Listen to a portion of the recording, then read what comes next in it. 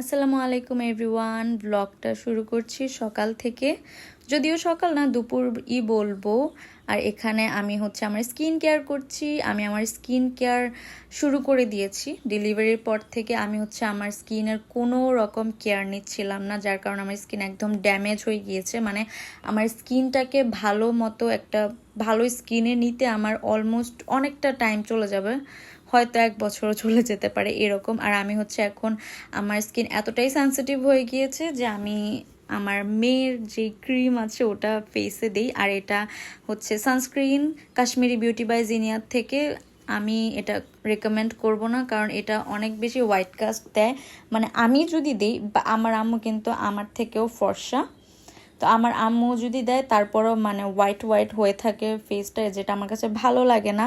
আমরা নিউট্রিজিনা যে সানস্ক্রিনটা ওইটা ইউজ করি, তো ওটা এতদিন ছিল না বলতে গেলে আমরা ওটা ইউজ করার পরে যখন কাশ্মীরি বিউটি বাই জিনিয়াতে আমাদেরকে বলা হলো যে একটা এরকম সানস্ক্রিন আছে,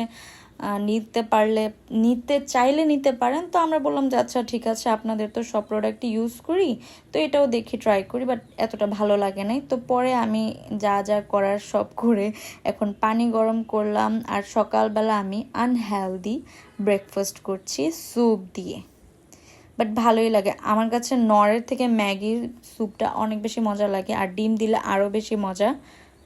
তো আমার কাছে ভালোই লাগে। আমি এখানে স্যুপ বানানো দেখাচ্ছি, 5 মিনিটের ম্যাগি স্যুপ বানানো।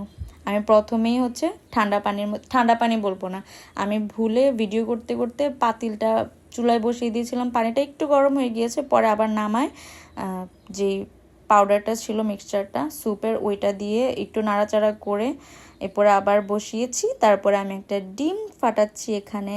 ডিমটাকে ফেটিয়ে একটু লবণ দিয়েছি এটার মধ্যে, না হলে আবার টেস্ট লাগবে না।